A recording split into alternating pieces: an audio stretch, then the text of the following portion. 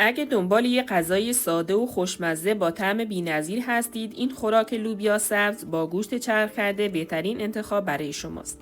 امروز با هم یاد میگیریم چطور یه غذای خوشمزه رو سریع و راحت درست کنیم. اول از همه 150 گرم لوبیا سبز که از قبل پاک کردم و شستم به صورت بندانگشتی خرد کردم.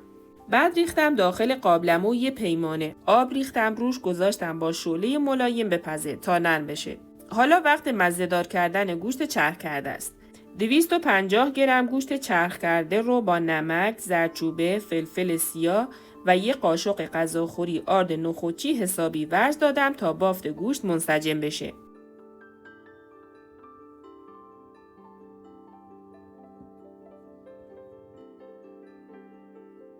بعد به اندازه گردو از گوشت برداشتم و گوله کردم و گذاشتم داخل یخچال استراحت کنه.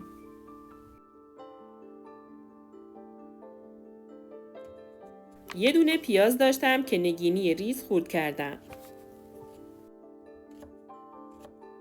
آخر ویدیو تفاوت این خوراک لوبیا رو با بقیه خوراک‌ها می‌بینید. اگه شما هم روش خاصی برای این خوراک خوشمزه دارید، خوشحال میشم تجربتون رو با ما در میان بذارید. داخل تابه مقداری روغن ریختم و پیاز رو تفت دادم تا سبک و طلایی بشه. توی این فاصله یه دونه هویج رو به صورت خلالی خرد کردم.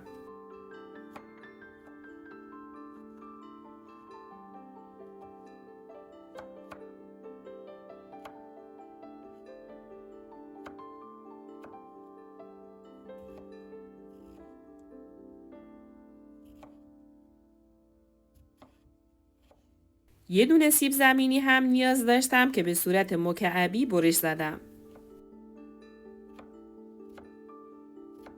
پیاز که تفت خورد، ادویه ها که شامل زردچوبه، پاپریکا، ادویه کاری و فلفل سیاه بود اضافه کردم و تفت دادم تا عطر ادویه ها آزاد شه.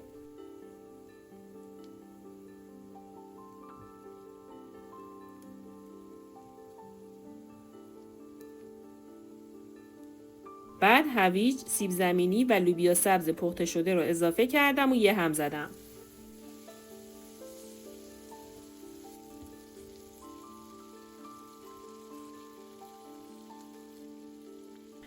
دو قاشق غذاخوری رب هم ریختم داخل تابه و یه تفت دادم تا رنگ و مزه رب در بیاد.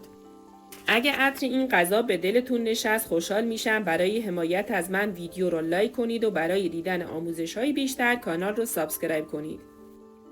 حالا بهش آب جوش اضافه کردم و یه هم زدم تا همه مواد با هم مخلوط بشن. وقت اضافه کردن گوشتای قلقلی مونه. در تابه رو گذاشتم و 20 دقیقه اجازه دادم گوشت با بقیه مواد بپزه. بعد مرحله آخر پخت نمک غذا رو اضافه کردم و لوبیا چیتی که از قبل پختم همراه با مقداری پودر دارچین اضافه کردم که عطر بی‌نظیری به خوراک میده. یه هم زدم و گذاشتم با شعله خیلی ملایم نیم ساعت دیگه بپزه تا خوراک حسابی جا بیفته. برای کناری این خوراک خوشمزه یک کته همبار گذاشتم که حسابی میچسبه. اینم شد نتیجه یه خوراک خوشمزه و خوشعطر که واقعاً هرچی از خوشمزگیش بگم کم گفتم. امیدوارم شما هم این خوراک خوشمزه رو درست کنید و کنار عزیزانتون از خوردنش لذت ببرید. ممنون که همراه هم بودین. تا ویدیوی بعدی دلتون شاد و غذاتون خوش‌طعم.